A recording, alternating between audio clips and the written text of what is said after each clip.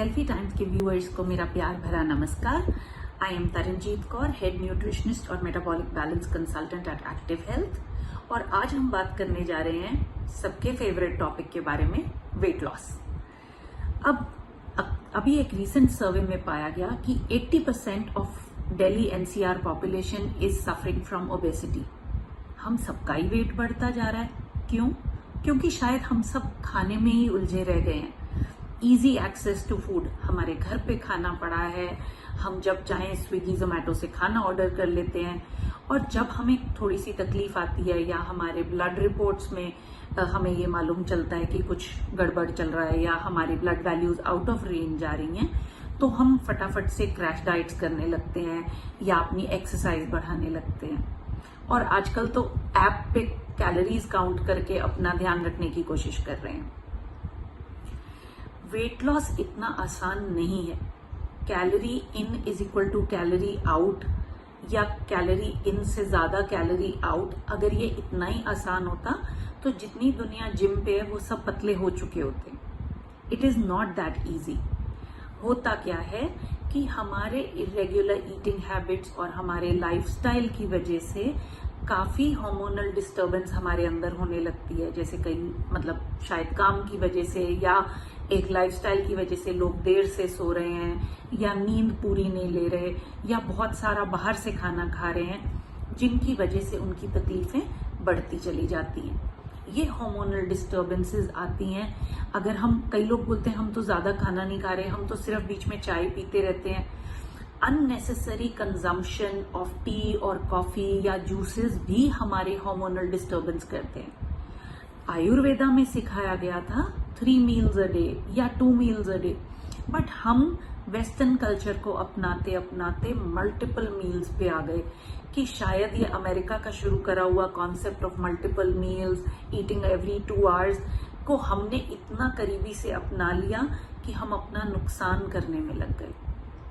आज की डेट में चाहे वो फीमेल्स हों जिनको हार्मोनल कॉम्प्लिकेशंस हैं या लोग डायबिटीज से सफर कर रहे हैं, ये सब हमारे इंसुलिन हार्मोन की फ्लक्चुएशन और हायर स्टेट पे रहने का नतीजा है। एलिवेटेड इंसुलिन जिसे हम कहेंगे, जितनी बार हम दिन में खाना खाते हैं हमारा इंसुलिन एलिवेट होता है और पूरे बार हम तो उसको नीचे आने का टाइम ही नहीं देते। अगर इंसुलिन नीचे आएगा तो फैट बर्निंग होगी, पर हम तो ये सब होने ही नहीं देते।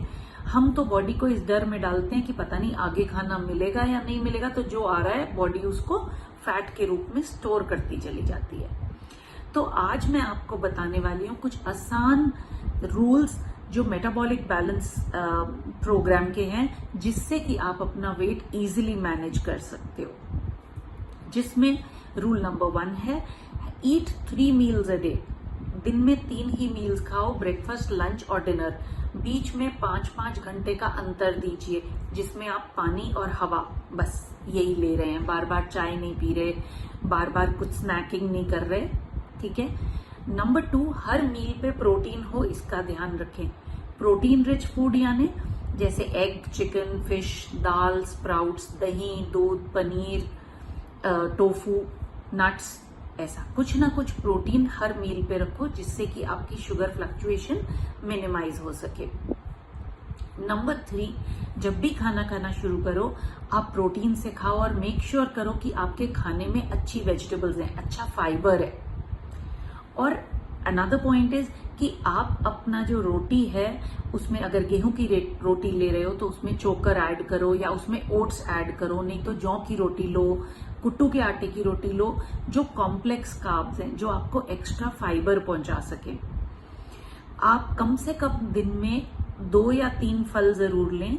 अगर कोई डायबिटिक है या शुगर फ्लक्चुएशन है या वेट बहुत ज्यादा है तो 2 ही फल काफी हैं, एक नाश्ते के बाद कुछ देर बाद और एक लंच के कुछ देर बाद। इसके अलावा जो आपको ध्यान रखना है कि आप पानी एडिक्वेट पिएं। कम से कम आप अपने बॉडी वेट को अगर 35 से मल्टीप्लाई करते हैं, जैसे कोई 60 किलो का है, 35 से मल्टीप्लाई करेगा तो ऑलमोस्ट 2 लीटर पानी उसको पीना है, 2-2.25 लीटर पानी। तो इस तरह अपने पानी कंजम्पशन को ध्यान में रखो। डेली एक्सरसाइज इंक्लूड करो अपने रूटीन में। आप प्राणायाम जरूर करो so that you can manage your stress and also increase the oxygen capacity of your body. इन सारी चीजों का अगर आप ध्यान रखने लगोगे तो आप आराम से अपना वेट मैनेज कर सकते हो। और इसके अलावा अगर आपको हेल्प चाहिए तो आप जरूर अपने नजदीकी मेटाबॉलिक बैलेंस कंसल्टेंट को अप्रोच कर सकते हो, या आप हमें मैसेज भी भेज सकते हो। हमारा कॉलिंग का नंबर है 713-667777।